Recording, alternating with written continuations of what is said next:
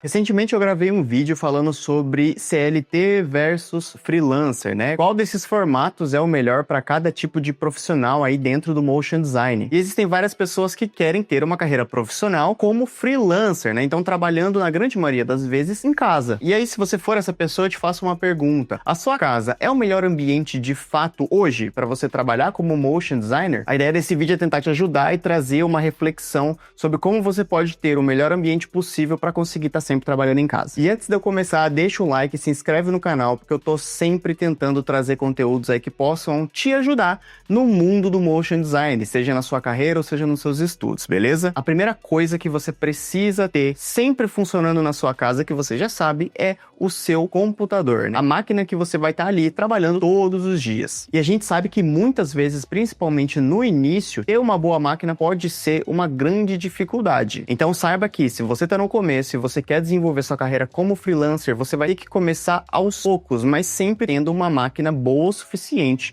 para executar o tipo de trabalho que você pega para fazer. Eu tenho vários outros vídeos onde eu falo um pouquinho melhor sobre o desempenho da máquina que a gente vai ter e as preocupações que você precisa ter para montar ela, seja no início de carreira ou depois aí com vários anos de experiência. Então a gente sabe que a nossa máquina é um ponto muito importante do nosso processo, principalmente para a gente poder trabalhar em casa. Mas uma coisa muito importante também não é apenas a máquina que a gente usa para trabalhar, e sim o ambiente onde ela fica, ou seja, o ambiente onde de fato a gente trabalha. A gente precisa estar sempre preocupado com ergonomia para a gente poder ter uma qualidade de trabalho melhor, tentando danificar menos a nossa saúde. O que eu quero dizer? Você ter cadeiras e mesas adequadas para o seu dia a dia de trabalho vão evitar com que você deteriore a sua saúde ao longo do tempo. De fato, quando a gente é jovem, qualquer cadeira, qualquer mesa não traz problema nenhum para nossa saúde, mas isso vai danificando ela com o tempo, fazendo com que a gente possa ter algum problema de saúde antes do que a gente deveria ter, ou até mesmo a gente nem teria se não fosse o uso dessas cadeiras e dessas mesas. Então você precisa estar sempre muito preocupado com a cadeira que você está usando e com a mesa que você está usando. Hoje em dia, os estudiosos da saúde já sabem que é sempre bom a gente estar variando a nossa posição de trabalho. Então, ou tá de pé ou tá sentado, mas como a gente sabe que a gente trabalha no computador, na grande maioria das vezes, nosso período, a gente vai estar sentado para isso. Então existe hoje mesas como a Geniodesk, por exemplo, que são mesas que elas se posicionam mais altas para a gente poder trabalhar em pé. Mas esse é um investimento muito alto, e se você não tem a possibilidade de fazer esse investimento ou nem gosta tanto assim de trabalhar de pé, você tem que estar sempre preocupado com o alongamento do seu corpo. Então ter pausas para que você possa levantar, se alongar, mesmo que minimamente durante o dia, para que você estenda melhor a saúde aí do seu corpo. Eu mesmo sou uma pessoa que aqui no meu escritório eu não tenho uma Geniodesk, por exemplo. Eu gosto sempre de trabalhar sentado, mas eu defino ali pausas para que eu possa levantar, para que eu possa me esticar, tá sempre me alongando, porque também eu já não sou mais um jovenzinho e eu não priorizei a minha questão da saúde quando eu era mais novo, e hoje eu acabo carregando aí as escolhas que eu fiz no passado. Então se preocupe sempre com as suas cadeiras e as suas mesas. Outra coisa que eu costumo pegar bastante no pé é a iluminação do ambiente. Tem muitas pessoas que gostam de trabalhar em ambientes escuros, só que a gente sabe que trabalhar em ambientes escuros, na grande maioria do tempo, com uma tela de computador ligada na sua cara, pode ser bem prejudicial, tanto para sua saúde emocional quanto para sua visão. Só de ter a tela ligada no seu rosto 100% do tempo já é um problema que vai sim danificando a saúde da sua visão ao longo do tempo. Eu mesmo, por usar óculos, eu já sou muito preocupado com isso e já uso as lentes com filtro adequado para a tela de computador, né? Então quem usa óculos já tem essa vantagem, quem não usa óculos já não tem essa proteção. Então tem que ter muito cuidado aí com a tela que você está usando e também com a iluminação do seu ambiente, porque além do que a tela pode causar na tua visão, você trabalhar em um ambiente escuro pode ser um problema para você se situar de onde você está. Você acaba forçando também mais a vista para enxergar teu teclado, forçando mais a vista para enxergar teu mouse, forçando mais a tua vista para enxergar qualquer coisa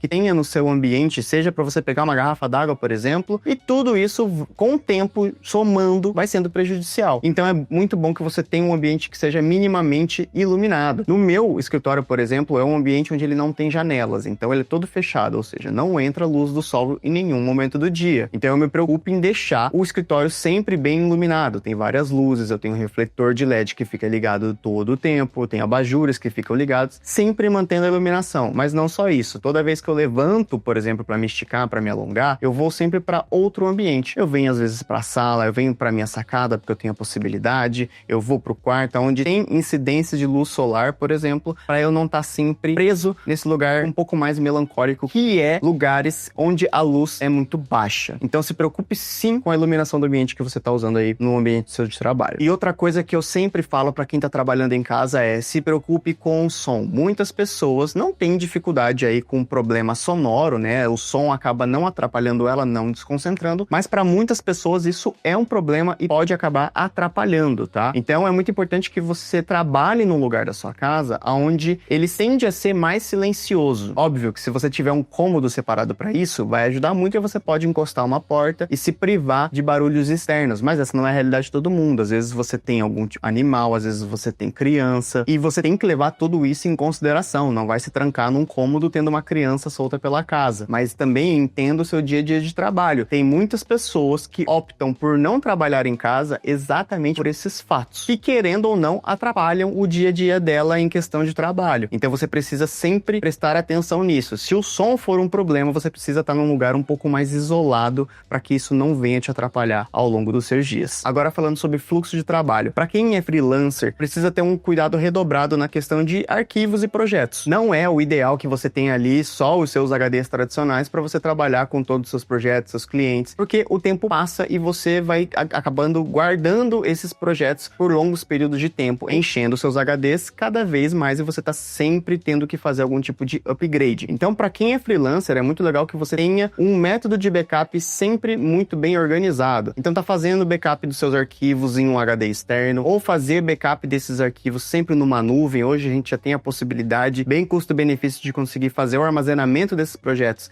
dentro da nuvem, e isso é muito importante. Esses backups são importantes tanto para que você reacesse arquivos antigos que talvez sejam necessários, quanto você poder livrar a sua máquina de trabalho de arquivos que não estão sendo usados há muito tempo. Então você backupeia isso e consegue deixar a sua máquina sempre livre, sem se preocupar com questão de espaço, por exemplo. Então, backup dentro do seu fluxo de trabalho é algo muito importante. Fique sempre atento a isso. Outra coisa que o freelancer precisa estar sempre atento: a comunicação com os seus clientes. Parece uma coisa boba, né? Mas a gente, muitas vezes, no começo, principalmente, né, não para pensar em como a gente vai conversar com os nossos clientes. Talvez você pode estar pensando: óbvio, vou conversar pelo WhatsApp. Só que isso precisa ser definido muito bem certinho, tá? E por que isso? Para que você mantenha organização de comunicação. Então, se você conversa com os seus clientes pelo WhatsApp, defina sempre e para todos os clientes que a comunicação acontece pelo WhatsApp. Se a sua comunicação é por e-mail, sempre defina isso também com os seus clientes. Se a sua comunicação é pelo e-mail e pelo WhatsApp, converse com eles sempre isso, para que você evite qualquer outro tipo de problema. Antigamente, falando isso depois de 10 anos de carreira, acontecia muito do principal meio de comunicação ser a ligação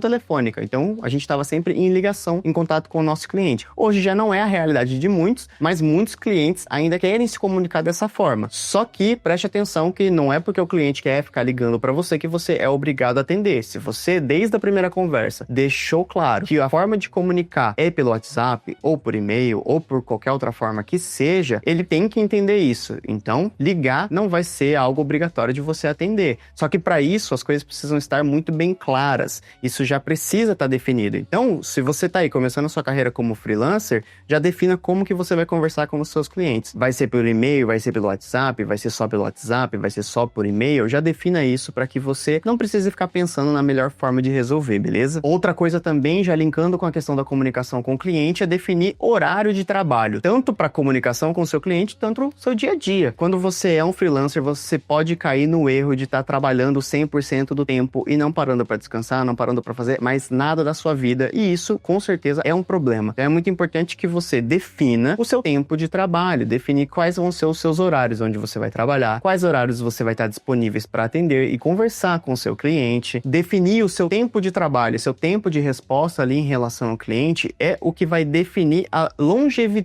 da sua carreira como freelancer. Então, sempre fique muito atento a isso. Outra coisa muito importante em relação à comunicação com o cliente é a forma de entrega dos projetos. Você já pensou como que você vai estar entregando os seus projetos? Para cada cliente, você vai fazer sempre de um jeito diferente? Ou não seria muito mais interessante você já definir uma forma fixa que você já avisa teu cliente e na hora de entregar você só faz a entrega? Eu garanto para você que isso facilita muito um processo. Porque dependendo do cliente, ele acha que você pode mandar o material pelo WhatsApp que vai estar tudo certo. Tem cliente que até hoje, dependendo da região, vai querer o arquivo entregue de mídia física. Não faz tanto sentido, mas acontece. Então é importante que você já defina uma forma de entrega desses materiais. Eu mesmo entrego sempre por pasta no Drive. Então eu tenho lá o meu Drive, aonde eu pago mensalmente e eu tenho as pastas de todos os meus clientes. Ali eu coloco o material do projeto, tudo que precisa ser entregue, e eu compartilho essa pasta com ele para ele poder fazer o download sempre quando ele precisar. Essa é a forma que eu defini, não precisa ser a sua forma, mas tenha em mente que é muito importante que você já saiba sempre como você vai entregar esses projetos, beleza? Basicamente tudo que eu disse agora foi para conseguir mapear o seu dia a dia de trabalho aí dentro da sua casa, né? Tem muita gente que quer trabalhar em casa, mas acaba não sabendo como fazer isso, ou pior ainda, achar que sabe como fazer isso e acabar se complicando ao longo da vida. Então essas coisas que eu trouxe aí ao longo do vídeo são coisas que eu vivi dentro do home office e também eu aprendo com pessoas que trabalham como freelancer. O home office pode ser muito bacana para várias pessoas, mas também pode ser o motivo da falta de saúde dela ou de não conseguir desenvolver uma boa carreira ao longo dos anos. Então pega essas dicas aí que eu acabei de falar e vai aplicando aí no seu dia a dia, beleza? Se você gostou desse vídeo, deixa o like, se inscreve no canal se você ainda não for inscrito, que eu vou estar sempre tentando trazer aí conteúdos relacionados ao mundo do motion design que possam